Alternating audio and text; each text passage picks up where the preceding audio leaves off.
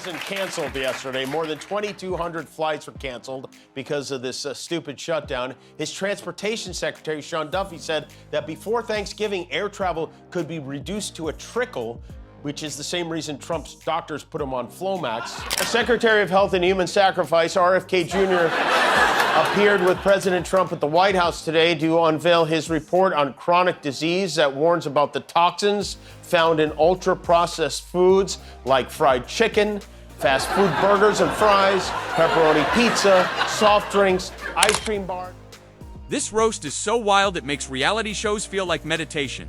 Jimmy Kimmel didn't just roast Trump and RFK Jr. He slow-cooked them into comedy brisket. You're about to see a verbal demolition that makes WWE look like a calm book club. What did Trump babble? How did RFK Jr. walk straight into the flamethrower? And how is Kimmel still standing? Buckle up, this hit harder than a broken bungee cord. Now Trump's ordered his attorney general to investigate Democrat ties to Jeffrey Epstein, which is like Diddy ordering an investigation into why there were so many bottles of baby oil in his house. We have nothing to do with Epstein, the Democrats do. All of his friends. But don't worry, we have a new health czar. Bobby Brainworm is on the job. RFK Jr. was confirmed today as our new Secretary of Health and Human Services by a vote of 52 to 48. Mitch McConnell was the only Republican to vote no. Mitch McConnell is 82 years old. He survived polio as a kid. And thanks to RFK Jr. The night exploded like a fireworks factory nobody remembered to supervise. The moment Jimmy Kimmel stepped on stage, the whole atmosphere changed. Like every insult in existence, suddenly got invited to a family reunion. Trump and RFK Jr. were absolutely not prepared. Honestly, the world wasn't either. Meanwhile, the universe kicked back with popcorn, ready to enjoy a demolition so loud and ruthless it felt capable of shaking history awake. Today, Trump lashed out at air traffic controllers who stayed home because they aren't getting paid. He wrote, "I am not happy with you. You will have a negative mark, at least in my mind, against your record if you want to leave service in the near future. Please do not hesitate to do so with no payment or severance of any kind." We would also like to extend that offer. If you're enjoying this video, make sure to subscribe and hit the bell icon. The spark started with Trump, not a gentle roast spark, but the kind that erupts when someone desperately tries to sound serious while wearing the rhetorical equivalent of glittering clown shoes. Kimmel didn't bother with a warm-up. From his very first breath, the verbal flamethrower was already blasting, and the crowd knew something explosive was coming. That Bill Clinton, they went to his island all the time, and many others, they're all Democrats. That's right. All his friends were Democrats. All his friends are Democrats, including this one. That right there, yeah.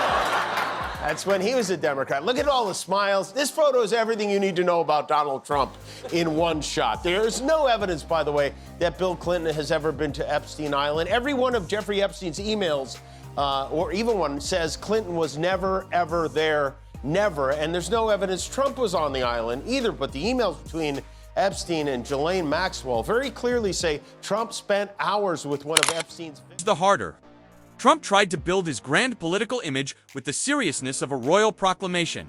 The easier, Kimmel turned him into a carnival mascot, pretending to run the whole parade. Every attempt at gravitas became pure comedic fuel. Every effort to look powerful slid straight into slapstick. And every dramatic pose transformed into a full-blown comedy monologue just begging to be shredded on live TV.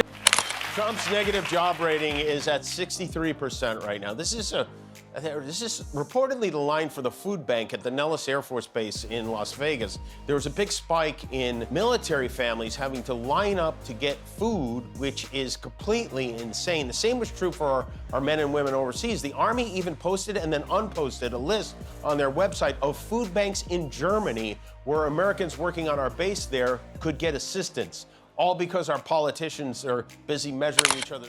And just as the smoke from Trump's takedown began to fade, RFK Jr.'s turn arrived out of nowhere. Kimmel didn't play nice. He didn't even pretend to. He pivoted from roasting Trump to tearing into RFK Jr. with the smoothness of someone switching from a blender to a chainsaw. RFK Jr. practically walked in wearing a sign that said, "Mock me, I dare you," which is the worst challenge you can give a late-night comedian. And Kimmel delivered spectacularly. And Trump sat right next to him listening to all this. Listen, Trump's favorite food is toxins. His blood type is honey mustard. He's not gonna, I'm glad RFK's working on this. None of it is gonna get done. When Trump finally figures out he's trying to take away his Doritos, mark my words, Bobby is out and Diddy is in. Kimmel painted Trump as a man who genuinely believes the universe is a reality show built around his every mood swing, where criticism is just a dramatic plot twist designed to boost his ratings. The grand hand gestures, the inflated self-importance, the constant attempt to act like the axis around which civilization spins. Kimmel dismantled all of it, brick by brick. And once that imaginary tower of Trump logic started wobbling, he treated it like a piñata. One swing, two swings, by swing number 5. There wasn't even a piñata left, yet Kimmel somehow kept finding more to hit. He sliced into Trump's desperation for admiration, the theatrical arm-waving, the obsession with crowd sizes, and that glorious belief that any event with 3 people present qualifies as a historic turnout.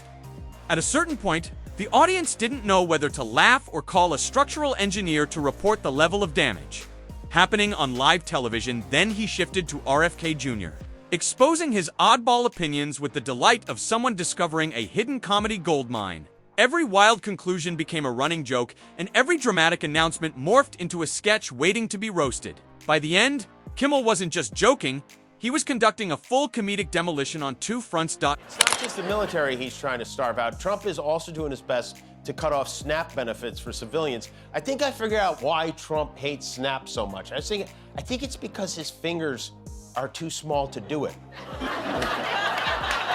Trump is, maybe if they change the name. In order to combat this, we set up a big, beautiful food bank in our parking lot. So we've been collecting donations on behalf of 2 great organizations, St. Joseph Center and the LA. Kimmel dissected RFK Jr.'s logic like a scientist testing a theory that gravity only applies when it feels emotionally appropriate. Suddenly, RFK Jr.'s political journey looked less like a campaign and more like an over-the-top circus act, balancing on a tightrope while juggling conspiracy theories and swatting at imaginary critics. Armed with inspirational posters, one moment, Kimmel painted him as a motivational speaker who motivates absolutely no one. The next, he portrayed him as a man who wakes up every morning and chooses chaos instead of coffee. The audience erupted because the exaggeration felt almost too perfect, like a fictional character trying to solve problems that exist only inside his own fan-fiction universe. But the irony didn't stop there. Kimmel kept pouring gasoline on both spotlights at once. Trump got roasted for treating public attention like oxygen, acting as if the universe might collapse if people stopped discussing him for even 10 minutes. Every pout, every pose, every dramatic declaration became another joke, waiting to ignite. Meanwhile, RFK Jr. caught heat for treating skepticism like a personal treasure hunt, digging endlessly for clues that aren't there, insisting they must exist because reality itself surely wants him to be the protagonist. Kimmel didn't just roast them. He rewrote their entire logic systems with pure comedy fire. The Red Hulk was at the White House today to be sworn in and to suck up. For 20 years, I've gotten up every morning on my knees and prayed that God would put me in a position where I can end the childhood chronic disease epidemic in this country. On August 23rd of last year, God sent me President Trump. The contrast between the two made the comedy even sharper. Trump, the self-declared titan of public approval, crumbled under Kimmel's punchlines into a child begging for more applause. Meanwhile, RFK Jr. transformed into that eccentric family uncle who insists he's discovered the world's greatest secret, while everyone else is just trying to enjoy dessert. Every time the camera cut back to Kimmel, his expression said more than any joke could. He didn't even need punchlines at that point. His face alone was the comedic equivalent of napalm. Trump operated on endless confidence, even when logic ran out. RFK Jr. ran on endless suspicion, even when facts evaporated. Comedy thrives on extremes, and Kimmel received both on a silver platter. The visual exaggerations grew even wilder. Trump became the kind of man who stares in the mirror not to fix his hair, but to rehearse applause from audiences that exist only in his imagination. RFK Jr. became the guy who scans grocery receipts for hidden government codes that absolutely are not there. Kimmel bounced between them like flipping through absurd trading cards, each one more exaggerated, more surreal, more hilariously unhinged than the last. Not to distort reality, but to highlight just how surreal the political stage already is. And that's where the chaos truly begins. Nat change RF. So it begins. And so what begins? I mean, seriously, what is that supposed to mean? What would motivate him to post "and so it begins" at almost midnight? What would compel him to contact his social media guy, Dan Scavino, that late at night to say, "Dan, I need you to post "and so it begins." All caps, Mr. President. Yeah, all caps, you idiot, and put a ... in front of it. RFK Jr. came off like someone who stays hydrated by chugging conspiracy-flavored energy drinks. Kimmel wasn't even trying to be mean, he was just trying to survive the sheer comedy potential without spontaneously The jokes escalated, the sarcasm tightened, the crowd erupted, and somewhere the universe probably sighed. Well, they walked right into that. Kimmel shifted again, breaking down how each man processes criticism inside his own exaggerated universe. Trump turns every critique into jealousy, because in his mind, everyone wants to be him. RFK Jr. turns every critique into confirmation, because disagreement must mean he uncovered something monumental. Two separate realities, both perfectly designed for comedy, and so the takedown rolled on scene after scene.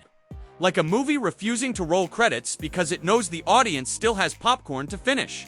Trump's obsession with applause. RFK Jr.'s obsession with hidden meaning. Trump behaving like a misplaced Broadway performer who wandered into politics by accident. RFK Jr. acting like a mystery novel detective trapped inside chaotic TED Talk.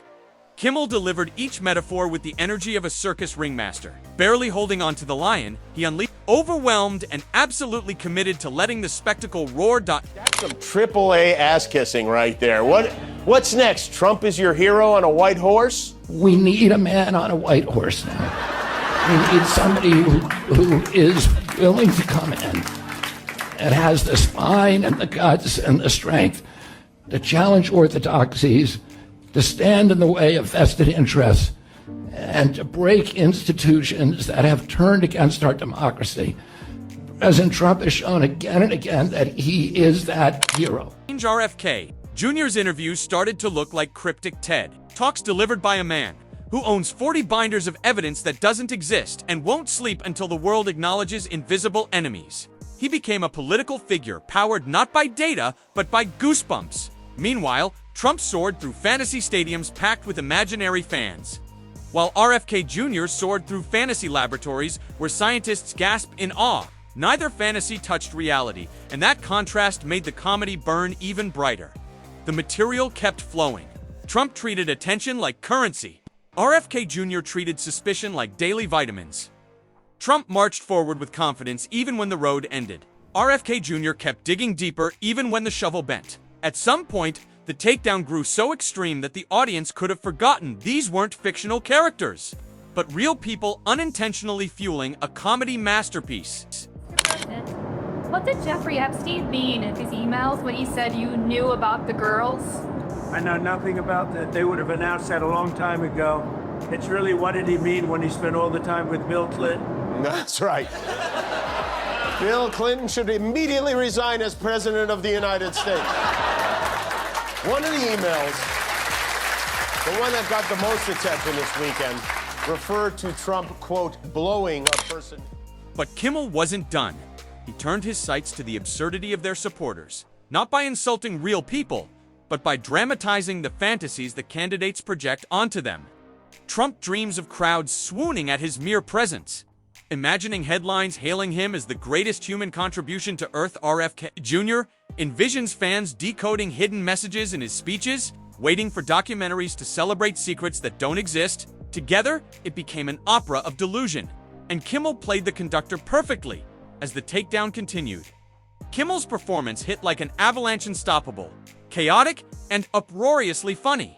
The humor didn't come from insults, it came from masterful exaggeration, the kind that feels impossible yet somehow familiar. Every movement, every pause, every expression amplified the absurdity. Turning political quirks into universal comedy gold, Kimmel circled back for one final round. Trump was portrayed as a man capable of turning the smallest situation into a dramatic spectacle. Walking into a restaurant, he expects a parade. Ordering a meal, he demands a standing ovation for picking the right dish. And when the imaginary applause doesn't arrive, clearly it's the universe's fault. Every exaggerated scenario, every fantastical vision, reinforced just how surreal the political stage had become, and how brilliant the comedy that captured it all. This was not a good night for the president. Everything he touched was a loser. Trump hasn't been this embarrassed since he found out there was a Donald Trump Jr. But don't worry. If you're tired of all the losing, fear not, he's got an excuse. In fact, he's got two of them. He wrote, Trump wasn't on the ballot and shutdown were the two reasons that Republicans lost elections tonight.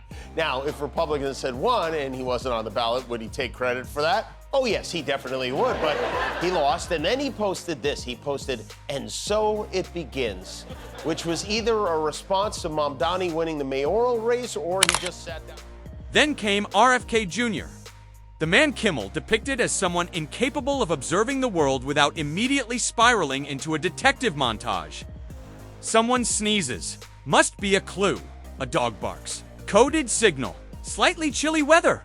Undeniable proof that some massive, invisible plot is unfolding behind the scenes.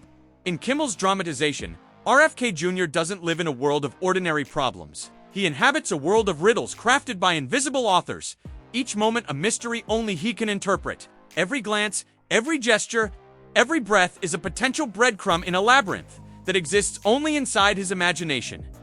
By the time Kimmel delivered his final punchline, the comedic rubble left behind was monumental. Trump exited in a cloud of glittering ego that not even a vacuum could gather. RFK Jr. staggered off, buried under binders overflowing with imaginary clues.